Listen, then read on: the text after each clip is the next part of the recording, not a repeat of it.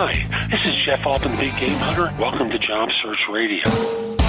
Are you looking for a new job or interested in leveling up? Job Search Radio is your go-to resource for insider tips on job hunting and growing your career.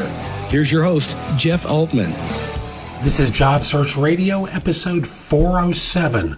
I'm your host, Jeff Altman, the Big Game Hunter, and welcome. Now, this is an atypical show for me, and what I'm doing is sharing with you a podcast interview I did with Jeff Hyman of the Strong Suit podcast, which is a terrific show that's really designed to help employers with their hiring. And we cover the mistakes employers make, and I think it's useful both from the perspective of understanding what's happening to you in the search, as well as for the situations where, shall we say, you can influence your own firm to think a little bit differently about how they hire. Hope you find this show helpful. Please give it 5 stars in iTunes or Stitcher. It helps other people discover Job Search Radio. And might as well subscribe to the Strong Suit podcast if you're involved with hiring. It is a terrific show. And if you're interested in my coaching you, listen to the very end, past the outgoing remarks from Jeff, and there's information about how I can coach you. And now let's get going. Hello and welcome to the Strong Suit Podcast. This is episode 155, and I'm your host, Jeff Hyman. Every Tuesday and Thursday, I interview a world-class expert on talent and recruiting so that you can build a company filled with rock stars.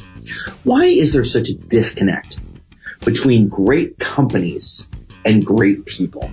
If you think about it, it's kind of weird, right?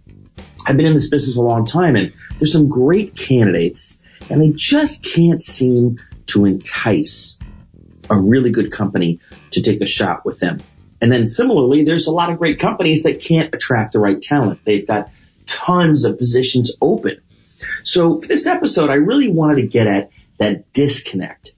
And so I chased down this guy who knows it from both sides. His name is Jeff Altman. He's known as the Big Game Hunter. And he's a rare person because he's been an executive recruiter for many years, a headhunter, and worked with companies to fill their positions. But then he switched sides to become a career coach, a leadership coach for individual executives. So he's seen it from both perspectives. And in this 20-minute interview, we talk about this disconnect and really try to drill into what are the big mistakes that they make, and then how do we fix it? If you're a company looking for great people, how do you attract this great talent? He's been at this for 40 years in recruiting and then, like I said, career coaching. So you're going to get a ton of value with this interview with Jeff Altman in the next 20 minutes. Here we go. Ready, aim, hire. Okay, Jeff, how's it going, my friend? Fabulous. Thank you. It's a little confusing for the listener because we got 2 Jeffs, but I think yours is low and husky. Mine is high and squeaky. I think we'll be fine. I'm really excited about this conversation for the next 15, 20 minutes. I've been looking forward to it because I've been looking for someone who is an expert on the employer point of view in what is so broken about this recruiting process and why we have 50% failure rates or higher, and also is an expert on the candidate side and brings that point of view to the party, and you're the man, right? You betcha I am. I'm so looking forward to beating up employers. Good. Well, we can beat up anyone you want on the next 15, 20 minutes. But I'm really, I think we would both agree, we were talking in the pre-interview about how dysfunctional this thing is. And it would be great if we can use your experience to understand why is it dysfunctional and then get into some of the big mistakes you see people make, both candidates and companies. And then we can get into how do we fix it, right? How do we have a chance? What are the best practices? So I think we're going to have a lot of fun. Let's start with just 60 seconds, very high level. Give us your hypothesis or your thesis as to what is so broken and why is it so broken in finding the connection and the love match between the right job and the right person. And I want to start by saying, for the large institutional employer that's organized by systems. They want to hire people that will fit into their square peg, and they themselves are a square peg. A lot of the system is perfectly fine. It works. Because they're looking for compliant individuals who the next time they will think will probably be the first time in the last 5 years. Right. But for our listener who run and lead growth companies that probably where the boxes are still kind of morphing on the org chart, we need people that are leaders, are drivers. They're not maybe not so compliant, right?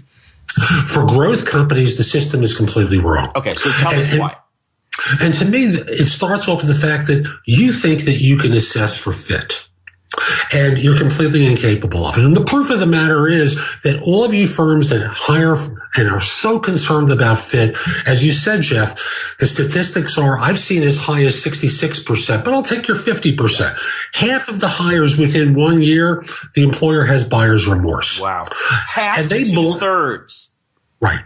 And employers blame the candidate. Right. They never look in the mirror to see whether or not they have any culpability in this process. Yeah. And I'll tell you where it breaks down so simply. It breaks down because employers forget that everyone's on good behavior. Right. The candidates on in good the behavior. interview, it is not representative of the real world. Forget the real world. They're on good behavior. They're trying to present themselves in a good light. Yeah. They're being dishonest as an employer about what it's like to work there because they want to get that person in the chair. Sure. And the candidate is as well. So it's like a first date where you really don't get to the 10th date before you see his or her flaws and problems and bad breath and what they look like in the morning and all that stuff. It's very analogous, right? The entire job search process is like blind dating. Right. Everyone's in good behavior. No one's trying to present themselves honestly because they're afraid that if they do so, they'll be rejected. Right. It's almost refreshing when you meet a candidate or an employer who tells you all the warts right early on. I mean, you're like, wow, that person's being vulnerable. You tend to believe them more. It's so true. And it's also true from the employer side. It's true from the candidate side. The imperfections are really where the richness is. And the candidates that's willing to take the risk of saying, if you're willing to take a guy who's imperfect, because somewhere along the line, you're going to find out that I'm not the idyllic individual that you hope I am, right. That I'm going to make mistakes. And my hope is at the end of the day, you're not going to blame me or fire me. I'm going to learn from this experience. I'm going to learn and grow. Was it Thomas Watson from IBM who talked about not firing someone who'd made a $30 million mistake in the 1950s? Yes. Because he said, hey, he learned on my dime. Why am I going to send him somewhere else? As long as he doesn't make the same mistake over and over again. So right. you mentioned you can't find and hire for fit, which would imply you should focus on competencies and skills, which we'll get to in a second. But isn't it, just to play devil's advocate, isn't culture fit so important? Define culture fit for me. Whether they can function in a workaholic whether environment, the person can be successful, whether they value the same things that the other employees value and hold dear. And when I think in terms of fit, I'm not sure what it means for most employers. Even in a startup environment, even in the firm that's past startup phase, they're still evolving. So the question is, can they operate at the pace? Can they deliver the goods? Can they help you grow? Knowing full well, as Reid Hoffman did a wonderful interview on his podcast, he says, one of my favorite questions is, what's your next job 5 years from now? When you leave me, where do you want to be? Yeah. These people aren't going to be around for 5 years. You're going to be lucky to have them for 2. Sure. So we're still in the marriage model of hiring. We want them to stay. Once the employee-employer bond was broken years ago, your thesis is that now we're basically renting talent for a short period of time, a year, 2 years, 3 years, and therefore the culture piece is less important because they're not going to be around. And the truth of the matter is, neither is the employer. That's true. They're going to go somewhere else too. That's a good point. So the realities are very different than the model that America has raised its people to believe in. Right. As a result, you have to start evolving. And the notion that you want to hire compliant, docile people who will sit in the same seat for the next 20 years of their life and interview them. So where do you see yourself in the next 5 years? Working somewhere else, obviously. Sure. So, I would love to say that. So then let's talk about, well, before we get to solutions and how to improve it, is your premise that it's the interview part of the recruiting process that is the most broken, or is it the whole recruiting process? Where is the key issue? So let's go to the selection process. The selection to interview process. Yep. And that involves the resume, the LinkedIn profile, rather than the referral. Yep. So often, once you go past your own, I'll use the old time language, Rolodex. Yep. I don't know what that Rolodex is, yeah. Once you get past the Rolodex, people are kind of tapped out. So they all have the same database called LinkedIn. Yeah. So they're in there trolling. They're all pitching their job, putting on a happy smile button face about, we've got a terrific organization, a great corporate culture. Have I mentioned we're kind of like family? Yeah. And we have a ping pong table. Right. We got a ping pong table and we've got donuts. Ooh. Free donuts. But let's be honest, who doesn't like donuts, Jeff? Well, I go to different kinds of sugar, but that's a different conversation. And how do you get past all that noise? You get past the noise from the employer's perspective by being the first to disconnect from it. What does that mean? Give me an example. To me, what it means, number one, is when you evaluate and assess, understand that you don't know what you're doing when you're hiring for fit. You are lying to yourself and you're lying to the employee or the potential employee. You're looking for skills and where you can come together cooperatively for the next few years. We have an opportunity. We have a chance for you to be involved with this kind of a project. And we're looking for someone with particular types of skills and successes. Where we're going to be 3 years from now, we have an idea. You may want to be in a different place, and I respect that. And I'll open up my phone and help introduce you to people that I know who have this kind of an opportunity. Right. It's my pleasure. Right. So instead of the marriage model, it's the dating model. Is your premise that companies, while they suck at assessing fit, that they're better at assessing competencies and skills, or do they suck at that as well? They can do well, but where it breaks down is often hiring managers are not clear about what it is that they're looking for. And even worse, they're terrible at communicating to the staffer or staffers who are involved with the assessment process, because often they're way too busy to do it. So someone arrives to talk with them, or they have a call scheduled at a particular time, and they turn around and say, "Hey, I'll be with them in about a half hour. Could you cover it with me?" Yeah. And talk with them about such and such. Right. And that's as far as they ever get. Right. And the result winds up being you have someone who just wants to chop candidates off at the knees rather than coming up with a clear assessment criteria for how someone would be able to help them. So that if you've got the equivalent of the pitch sheet for interviews, yep. Where you say, I want you to cover these 5 basic points and drill down deep so we understand exactly what they know and what they don't know. We don't expect perfection. We expect real good. And the more that they tell us, the more that they're honest, the more I like them. Because if they're strong enough to say, I don't know on an interview. And that's a good indicator that they're vulnerable and open to learning. Right. And they're smart enough to admit it rather than trying to lie to you. Right. What percent of candidates, you work with a shitload of candidates, what percent of candidates are I don't know, emotionally intelligent enough to have those characteristics? The system isn't really set up for them to demonstrate them. Take it out of the job search process, and suddenly you have more open, more honest individuals. But candidates, job hunters, successful individuals, I hate dealing with this model of the job hunter who isn't looking, the passive candidate. I helped to create the myth many years ago, and it is a myth. Yeah. What's the myth? The myth is that the passive job hunter is a superior candidate than the active job hunter. Why is that a myth? Everyone has, you created it. So why did you create that myth, and why has it persisted? Well, back in the Stone Ages, when I started in recruiting, I didn't have the budget for advertising in newspapers. Yeah. So I had to create a methodology or a mythology that would justify the fact that I was not delivering the same volume as others who were just running an ad in the New York Times. So the notion became that, I find the best person for you, not just the best one who reads the Sunday Times. Right.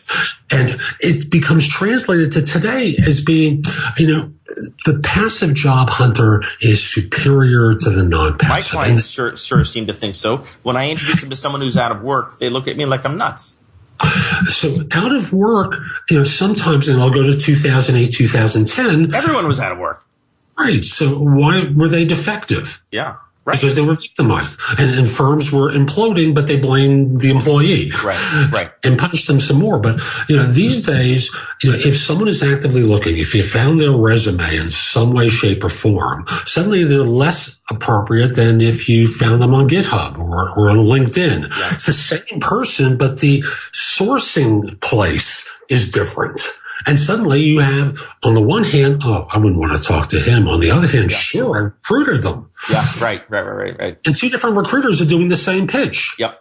So why is this person not good and this one is? So let's flip it on its head. What do candidates make of this whole thing? You work with many executive level candidates. They must be frustrated beyond belief, which in turn, you'd say as an employer, well, who the hell cares? You should care, because if employees and candidates are frustrated, you got a problem. And the way it impacts employers is that they have a workforce that's resigned. And by that I mean they accept the fact that no one really wants them to excel. That's pretty sad, isn't it? Yeah, and when you look at it, and I'm sure you've examined it in different ways, it's hard to get that person to be bold. Bold is not the quality that organizations really hire very often, unfortunately. Right. Like, could Steve Jobs get a job these days? And if Larry Ellison. Keep it for more than a week. Right. Well, forgetting about whether he'd walk out the door, that's a different part of the conversation. Right. Could he, as a 24-year-old, have gotten the job? And just so I'm clear, Jeff, you're saying because he's a bit of an odd duck, and companies are looking for what? They are looking for people who will continue to live in the box that the school systems in the United States and elsewhere have conditioned people to want to live in. Because when you think about it, from the time you arrive in the school system, in most schools, there are exceptions, but in most school systems, the basic lesson of school is the factory model. Right. Shut up, do what you're told, fit in, regurgitate a bunch of stuff, do what we tell you to do when we tell you to do it, or else. Right. Or else you're not going to get into college. Okay, so in the 5 minutes remaining, let's turn to solutions. Because if I'm the kind of leader that wants to attract the Steve Jobs, the creative, difficult sometimes geniuses who think out of the box and can really propel my business, what do I have to do differently? Do you see any employers that can do it?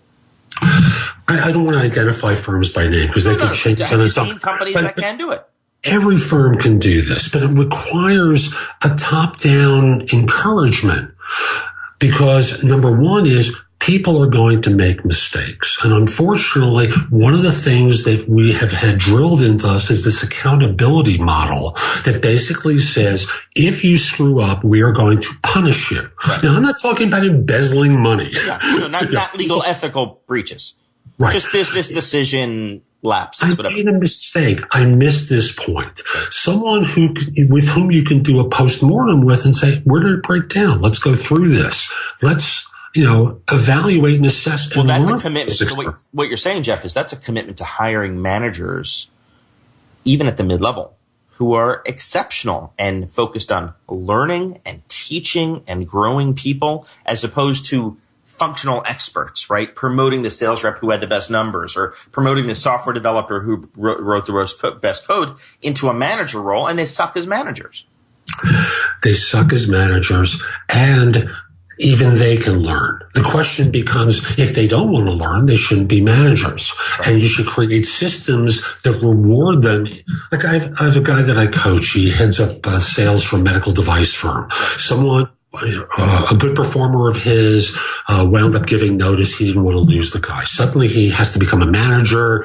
He has to get the compensation increase, and he's not really manager able at this point. Right. What he is a good sales guy who he couldn't afford to lose at the time. So what defines then, because the fish stinks from the head down, what defines the CEO or functional leader, VP of sales, VP of marketing, et cetera, who can create that kind of environment that attracts rock stars that can do their best work? What characteristics do those leaders have that most leaders, sounds like you would argue, don't have? What sets them apart? I think number one is the freedom to express themselves in this kind of way. Again, institutions, whether it's a bank or a startup, tend to think in terms of risk minimization. Right. You're afraid of having things fail. Yeah. And the impact of failure, forgetting about on the enterprise, because most enterprises can recover. A startup, it's a different story. Yeah. But if you're big in Amazon, you launch a cell phone, it bombs, whatever.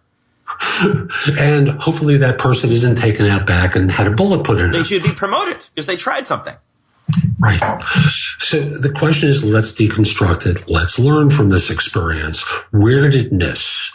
What could we have done differently earlier on to make this a win rather than what it wound up being? Maybe it's not a committee. Maybe it's the skunk works in a different building that doesn't have to report to management all the time until they have 2 or 3 prototypes. Whatever it is, the idea is to attract and retain people as long as you want them who can really thrive in your organization because you've given them freedom, semi-autonomy. And I say it's a semi-autonomy because ultimately you have to write checks. So you can't have chaos. Right. Sure. Right. Sure. Right. Okay. So in the 2 minutes remaining, let's make this really actionable. What is the first step to making this change? So let's say I work at a company.